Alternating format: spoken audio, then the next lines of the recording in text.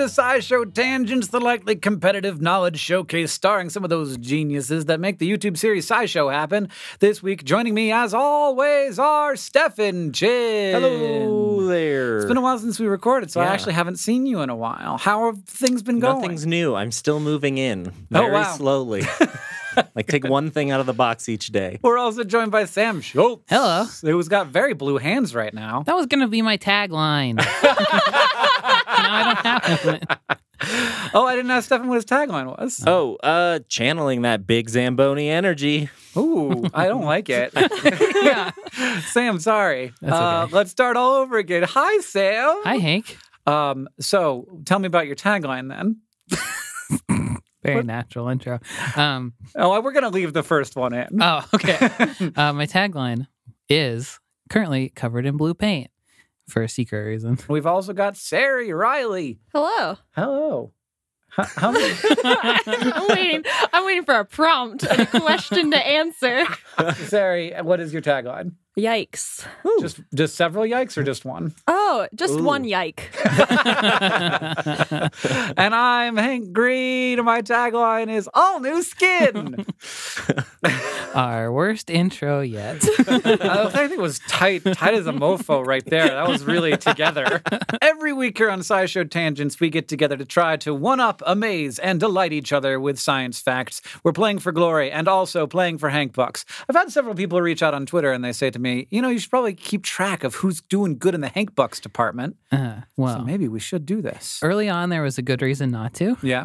Because we weren't doing them in order. Now we are. we can. I think we'll probably be totally fine. Okay, let's do it. We can figure out a way to do that. Okay. Yeah, I want people to be into the metagame of all of this. I'm scared that it'll be like very skewed in some way and we won't realize it. Mm-hmm. Oh, skewed towards me. Probably skewed towards Sam. Yeah. Since the show is called SciShow Tangents, you might expect that we go off on some of those, but we try to stay on topic. And if we go off on a tangent, if it is deemed to be unworthy, the rest of the team can force you to give up a Hank Buck for your bad tangent. Mm-hmm. Now, as always, we introduce this week's topic with the traditional science poem this week from Sari Riley.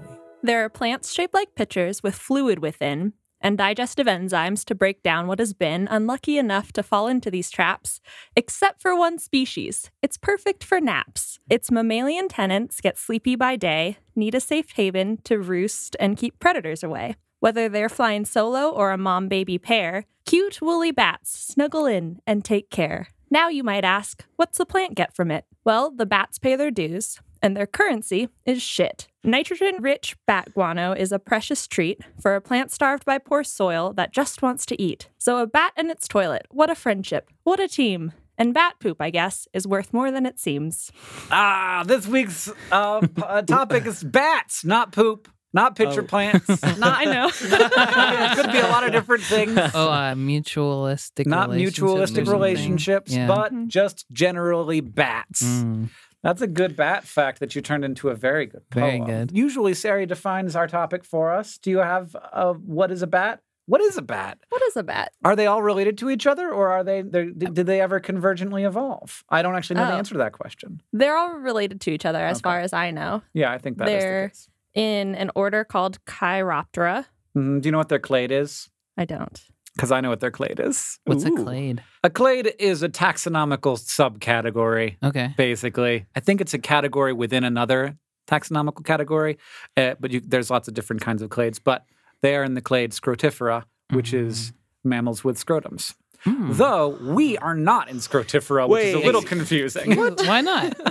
Is ours different? Ours is different. I think that our scrotums evolved separately from bat scrotums. Okay. But I'm not sure. I just know that we're not in Scrotifera and bats are. So all Scrotifera evolved from one ancient scrotum. Correct. I mean, Interesting. yeah, really? I mean, they definitely came from the genes contained in one ancient scrotum. Yes. That's beautiful. It's There's beautiful. something poetic about it. But sorry, I interrupted because I wanted to talk about scrotums. Does anybody want to charge me for that? I don't No, think so. I liked it. Yeah. Yeah, bats have scrotums, part of the definition of a bat. They also have, they're the only mammal that actually flies. So there are other mammals that can glide. They have membranes between their limbs, but bats have modified arms, essentially, that they can flap and fly through the air and don't just soar down like a flying squirrel or a colugo or something like that. And all bats have a common bat ancestor. As far as I know, yes. Yeah. Papa Scroat, I think they called him. And then they're the second largest order of mammals, which I thought was interesting, like by number of species that they Wait, have. second largest? Yeah. I thought they were Rodents. the largest. Yeah, I thought so too. Rodents, yeah. Oh, rodentia. Like you're learning something. You're 'cause learning we didn't from know. the show. Yeah. Right. And some of them eat insects or fruit. Like those are the two main categories of bat food. And, then And there- blood. And Yeah, blood. what about the drinking blood? Yeah, then they're vampire bats who are off in their own corner. That And they feed gave on other all animals. other bats a really bad name, basically, right? I think also bats carry a lot of diseases, and Mm. especially like viruses and stuff that are transmissible to humans, which Oh. probably helped spread the vampire myth. Okay, so we know what bats are. Yes. They're Yes. cute too. I They're- think they're really cute. Yeah, They are Sam cute. defined bats. They're cute. I already did. They're fuzzy, cute fly balls. Are even the big ones cute? Like Yeah. the 2 to 3 meter wingspans? Like a flying fox? Yeah. Yeah, I would be Oh, friends yeah. with a flying fox. And now it is time for. One of our panelists has prepared 3 science facts for our education and enjoyment. It's okay. 1 science fact. Hopefully you've listened to previous episodes and know how this segment works Yeah. already. So there's 2 fake facts, 1 true fact, and the other panelists have to figure out either by luck or wild guess which is the true fact. If we do, we get a Hank Buck. If we don't, then Stefan gets that Hank Buck. Give me it. Stefan, what are your bat facts? Fact number 1. The lesser short-tailed bat is the only species of bat that we know of that has evolved flightlessness. It lives in New Zealand and crawls around on all 4s, foraging for food, and chews into trees to create little burrows for itself. Flightless bat. If that's not real, I'm going to give you a Hank Buck anyway. Ooh, I'll take it. Fact number 2. While the vast majority of bats are nocturnal, the Simone flying fox is the only bat that exhibits, quote, strong diurnal proclivities, meaning that they are active and forage during the daytime. Okay. And number 3, Weird. while most bats grab onto things with their feet and roost upside down, the bats in the genus Thyroptera are one of 2 bat genera that roost head up, but it's the only one that uses suction from little cups on its hands and feet to hang onto leaves so it can do that. That's cute. So we've got flightless bats that burrow into trees, the daytime bat, and suction bat that roosts head up. Oh, man. There are so many different kinds of bats. So, like, any of these seem totally plausible. I am a big fan of the flightless bat, though, because I would never have thought of a flightless bat existing, but it totally could. It makes sense. Would you say it was from New Zealand or something? Where there's also lots of flightless birds down there. The diurnal bat seems the fakest to me. Because it feels like there'd be lots of diurnal bats. Yeah. Because, like, not all bats are nocturnal, I think, which, like, by definition means that some of them have to be diurnal. Also, not all bats eat insects. So, like, there are bats that eat fruit, and you don't need to look for fruit at night necessarily. Right. So are bats mostly nocturnal because that's when the bugs are out? I don't know. Why? Because it's not like they need to worry about predators too much, except for, like, I guess, birds of prey, because it's going to be hard to catch a bat. I am going to go for the lesser short-tailed bat, the bat that does not fly, a flightless bat. I'm going to do suction cup bat also because I love it. I picked suction cup bat too. Okay. It was the suction cup bat. So the Simone flying fox is mostly diurnal, and there are a few species that we know of that fly around during the day, but there's only like four species total, and they all live on islands where there are not predatory birds. I think the leading hypothesis for why bats became nocturnal in the first place is that when they were first evolving, they had to compete with predatory like hawks and owls and things. Who are probably way, way, way better at flying than they are. Yeah. Right. Okay. And I typed in flightless bat into Google, and I got the New Zealand lesser short-tailed bat. Mm-hmm. But it's not flightless. It's not flightless. It just crawls around a lot. Yes. It's just lazy. Yeah. No, I don't know why it does it, but that and the common vampire bat both spend a lot of their time on all fours, like Walking around. Walking around. Lazy makes sense to me for that because it probably like a takes a lot of energy to fly. Yeah, but you go much faster than when you're just walking around with your big wings. Yeah. And it's like harder to run around when you have wing arms. Like, yeah, like your big, that are your made hand for is, your flying. hands are just giant. Yeah. You're walking flaps on of like skin. your Yeah, tops walking of on your your hands knuckles. or something. Yeah, just like one knuckle, right? Because Yeah. their wings are their digits Fingers. spread Yeah. out. Yeah. So But yeah, so those bats still fly. The New Zealand one does actually chew into trees to make little burrows for itself, whereas most bats roost. Right. And these ones actually roost most of the time. Just sometimes they chew into a tree. So then the true thing was about the suction cups. And there are two genuses, Thyroptera, which are the disc-winged bats, but they use suction to stick onto leaves. And the other genus, Mysopoda, are called sucker-footed bats, but they don't use suction. They secrete a sticky, wet fluid from their Whoa, pads. cool. They just like have stuff that leaks out of their fingers. I'm glad that's not me. Well, you could climb stuff though. But like touching things. Yeah, that would be a struggle. Typing would be hard. We'd all have Just to wear wear gloves, yeah. Yeah. And then you take your glove off at the end of the day and be like, look at all my goop that has been accumulating inside of my glove. Ooh. You know, when you go to the bathroom, you change your glove. Right. I like this. I like this speculative universe in which everybody has to change gloves every 30 minutes. Everyone just has because really we evolved from sticky sticky people. All right. Next up is the fact off. But first, a word from our sponsors.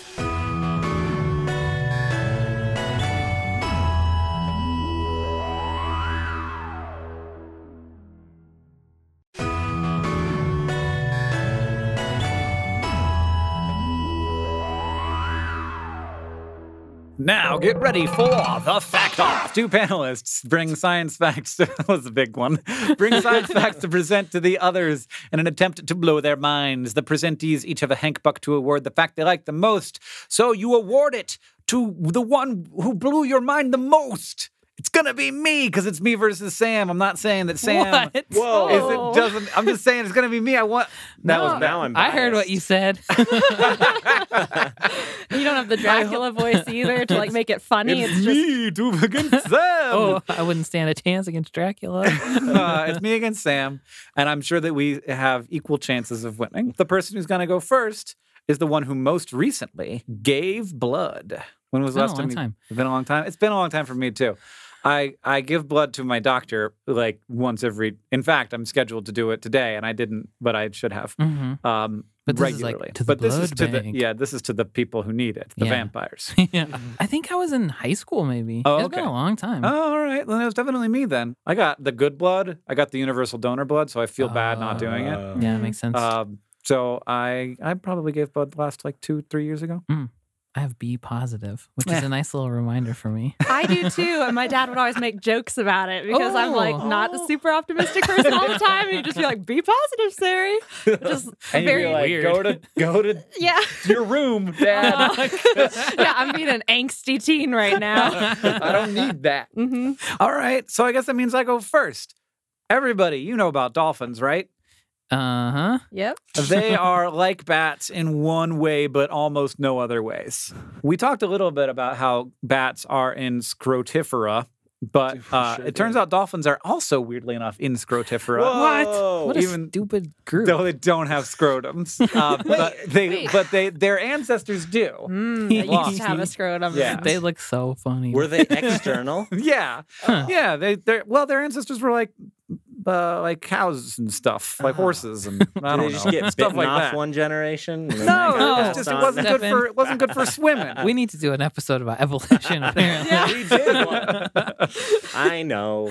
Yeah, camels, pigs, ruminants, and whales are all sort of like together. Cool. And so those things have scrotums, but the dolphins, that would be really uncomfortable if they're just hanging out, flopping in the. yeah. Anyway, It's like a rudder. that's not what my fact is about. Good. It's not real.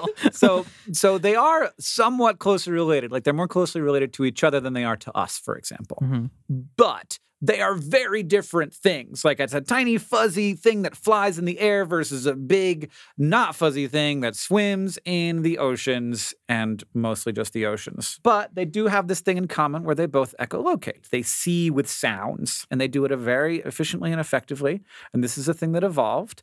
And it evolved from two animals that like evolved it independently of each other. But since they're fairly closely related animals, it turns out they evolved this in exactly the same biochemical way. So usually convergent evolution is a thing that happens when like, a bat and a bird both have wings, but they got their wings in totally separate ways. Like a bird's wing is the whole arm, a bat's wing is just the fingers, is just a separate thing. But in this case, the same protein, Preston, in the ear has the same mutations in it that makes it different from our Preston in dolphins as it does in bats.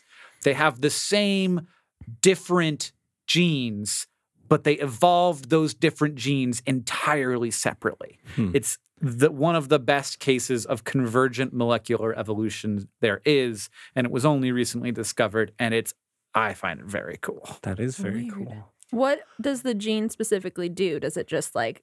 It codes for like a little hair in your ear that hears better. Basically, it's a change that lets them hear more sensitively. That's interesting to me because dolphins also don't have big ears to channel the sound in. Right. Yeah. So the fact that they have the same mutation and that functions underwater and above water and without ear flaps. The ear area. Yeah.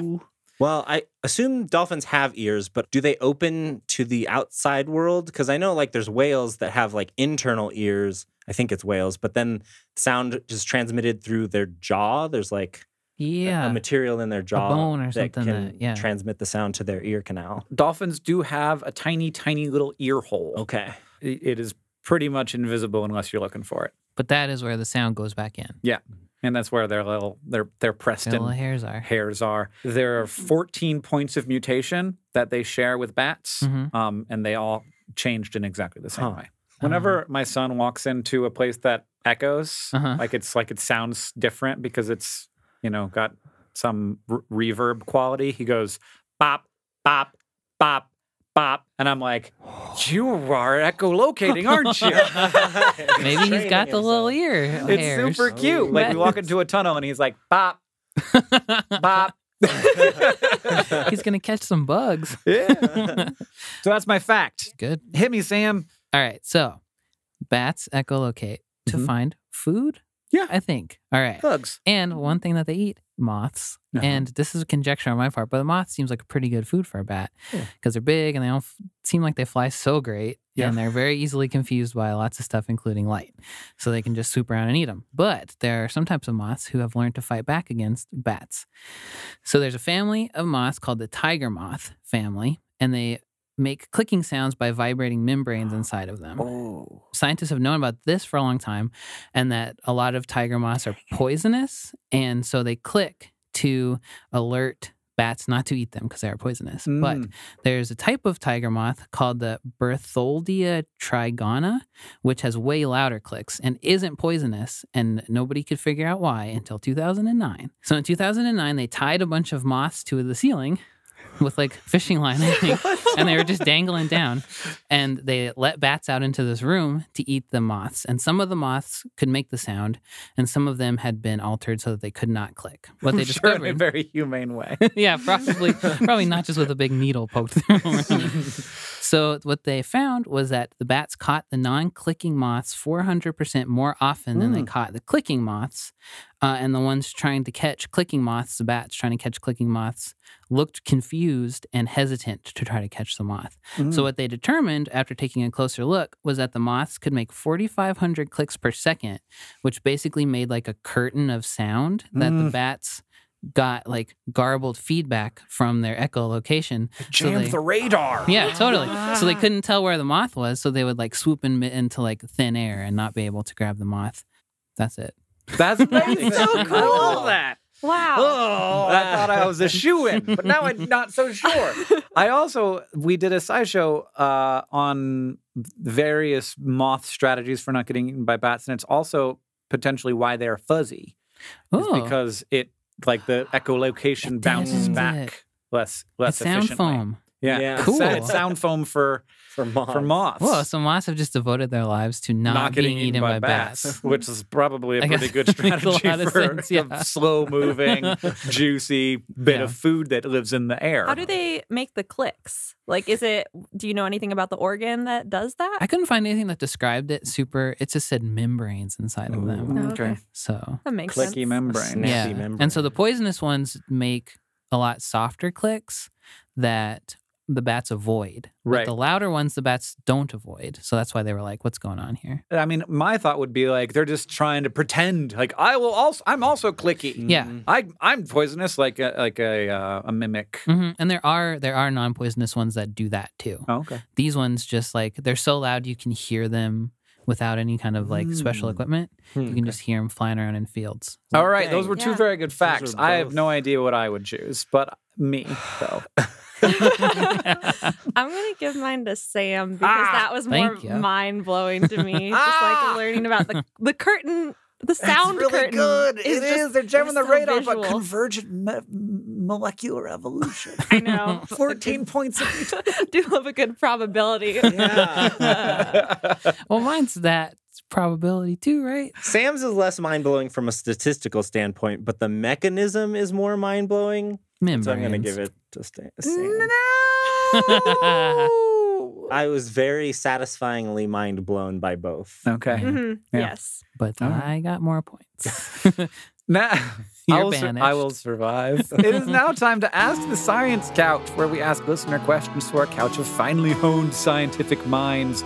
At Gannon188 and at BiologyAlex ask, is there any cure for the fungus, aka white nose syndrome, that's wiping out the United States Northeast population of bat? You're looking at me like I have any idea.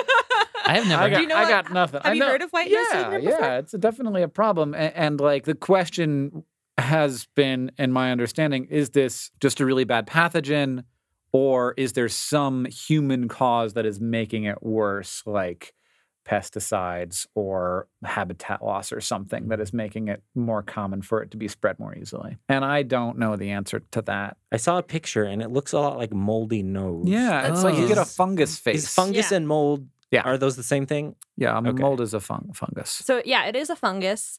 I don't know if we're confused about how or why it spreads, but Yeah. it started in winter 2006 in Albany, New York. As far as we know, it was probably other places too, but that was the first documented case of it, where they found dead bats with white fuzz around their nose. It's a fungus called, oh gosh, I couldn't find a pronunciation, so this is just me doing my best with my biology knowledge. Pseudogymnoascus destructans. Ooh, That's a bad name. yeah. Yeah. I They're don't like, want that. this one bad. And it attacks the skin of bats. So that's why it shows up around their nose, because that's not where they're as fuzzy, but it also attacks like their wing tissue, anywhere that is exposed skin. And essentially what it does is like this attack on their immune system makes them wake up when they should be hibernating. So during the winter times, during the daytimes, and use their fat reserves when like they should be conserving energy.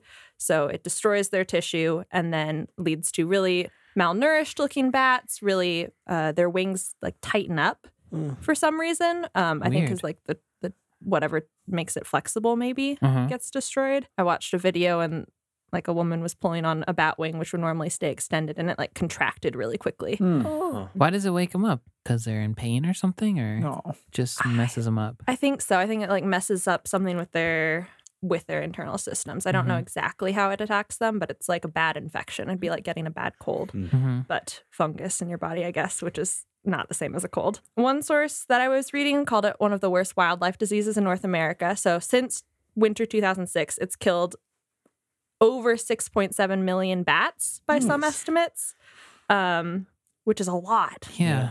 And it can kill 70 to 90% of bats in an infected, I love this word, hibernaculum, which is the place where bats gather to all hibernate in a Oh, group. yeah, nice. So like it's a hibernaculum of bats. Mhm. which Where do they hibernaculate? Oh, caves probably. You know, Yeah. your general bat places. Okay, on- they don't have a special place. A lot of caves, yeah. And this is, you can see maps of where this is found. It's mostly in the Northeast US, mostly in Canada, like that general region. And they're finding it more and more Western in the United States. And we've actually found this fungus infecting bats in other countries, so like several other European countries, and I think in China. But in the US, it's extremely deadly for some reason. And we think it was transported over here by humans, not by bats. Because there's no way for a bat to migrate across the ocean in that way. So it was probably like a human in a cave got the fungus on them, spread it to a different cave, and just like the colonizers, we have infected the bat population and are now decimating them. So that is white nose syndrome. We're trying to figure out possible cures for it. And a lot of the research that I found is pretty like the beginning stages of it and pretty recent. So one main avenue is like people studying the DNA of this fungus. And they found that one, it needs cold to grow. Like something about its genetic makeup makes it require cold. So we should heat the earth up. Oh, perfect. We warm the planet, global. How would we do that? Good idea, but I need some avenues. At least the bats are going to be. So they're not entirely sure what to do with that information, but also during the same genetic research where they discovered that it needs cold to grow, they also found that it's missing the repair mechanisms for DNA when it's damaged by UV light. So, I don't know, in all of our bodies, we have a bunch of cellular molecular biology mechanisms that, like, our DNA is constantly being damaged by UV light, having mutations, and then it goes back and fixes it. And so this fungus doesn't have it. So we need to shine the light on the bats. Yeah, they're trying to figure out a way. I think they called it a UV tunnel or something, like constructing those at the entrance to caves. They have to like crawl through the UV light. Yeah, or like they fly through it and get blasted by UV light, which doesn't harm the bats because they have the repair mechanism, but the fungus doesn't. But it sounds extremely elaborate. Like you need a lot of timing. And that would be good for maybe one cave at a time. They also found that there is a fungal compound that inhibits the growth of P. destructans. They had, I'm guessing, like dishes of P. destructans and then sprayed this mushroom vapor on them. Vaping that truffle butter. So our solutions are global warming, just UV tunnels, and the bats have to vape. Yes. Sounds great for the bats. Yeah, they can like tan and vape. That's very cool. And one professor has tested bat vapes, but he called it a bat fogger instead. What a loser. I think he used some sort of antifungal volatile organic compound, which is what this mushroom alcohol falls into. So some sort of chemical. I'm not sure if it was this exact one, and sprayed a bunch of fog into an abandoned railway tunnel where bats roost. And the numbers were higher than they expected. Like this was a colony that they'd known was infected with white nose syndrome. It had been decimated in years past, and it was like slightly higher than they expected it to be. So maybe it helped. We're not sure. But it doesn't seem to be something that's going away on its own. Like I haven't heard as much about white nose syndrome as I did like in 2011, I feel like. But that's just because we got tired of talking about it, not because the problem's gone away. So the people who are studying these bats and studying white nose syndrome have also just been tracking numbers of like population numbers to see what is happening and where they have to concentrate their efforts. And it seems like certain colonies are rebounding by themselves. So like to give you a sense of the scale, one that they were monitoring had about 90 adult bats in 2010. And then in 2018, when the article I'm reading is published, it rebounded to 200. And they're not entirely sure why. Like, is some sort of natural selection happening where maybe bats that are more resistant to the fungus and this disease are surviving and passing on the genes that help them? Or is it behavioral avoidance of sick bats? Like, are they learning some sort of behavioral trait? Are they, I don't know, is the just fungus going to lay out in the sun in the daytime, just being like, what if we just like put a UV light in the cave and be like, if you guys want to use this, you can. Just imagine leaving little presents in each of the bat cave. It's like a little UV lamp, a little vape pen. Like, here you go. Take care of yourselves. Heater. Yeah, space heater. Do with it what you will. So it is like a very intense, very devastating thing, and people are worried about the bats. And it like sucks that it was probably human caused, right? And so humans want to try and fix it, but epidemics happen in nature all the time, and species adapt or bounce back or don't go extinct locally. No. So something's gonna happen. Oh no! I'll go shine lights on bats. I'll do Yeah, it. Sam's got a new job. Gonna He go to every quits. cave. Yeah. If you want to ask the Science Couch, you can do that by following us on Twitter at SciShow Tangents, where we will tweet out the topics for each episode every week. All right, so it looks as if I lost. Sarah, you've got 2 points. Mhm. Thank you. Oh, that's not a winning? Oh, no. It's not. Stefan, you've got 1 point. Sam, Yeah. pulling out the win with 3 Hank Bobs. How? I should have thought about the Oh, score. I know how. Yeah. Oh, 1 plus 2. Sam, I don't trust you to tally up all our No. scores now. You better build a spreadsheet so I can check your math. All right, if you like this show and you want to help us out, it is super easy to do that. You can leave us a review wherever you listen. That's going to help us know what you like about the show, and also other people will know that too. Second, you can tweet out your favorite moment from this episode. I love it when I see those. And finally, if you want to show your love for SciShow Tangents, tell people about us. Thank you for joining us today. I have been Hank Green. I've been Sarah Riley. I've been Stefan Chin. And I've been Sam Schultz. SciShow Tangents is a co-production of Complexly and WNYC Studios. It's produced by all of us and Caitlin Hoffmeister. Our art is by Hiroka Matsushima, and our sound design is by Joseph Tuna Medish. Our social media organizer is Victoria Bongiorno, and we couldn't make any of this stuff happen without our patrons on Patreon. Thank you. And remember, the mind is not a vessel to be filled, but a fire to be lighted.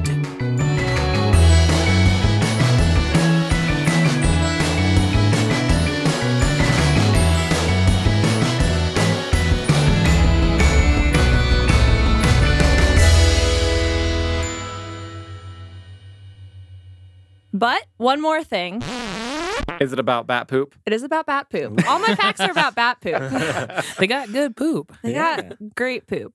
Bat guano has a really high nitrogen content, specifically compounds called nitrates, which, if you put them through a couple synthesis process, can be turned into things like fertilizer, but also gunpowder.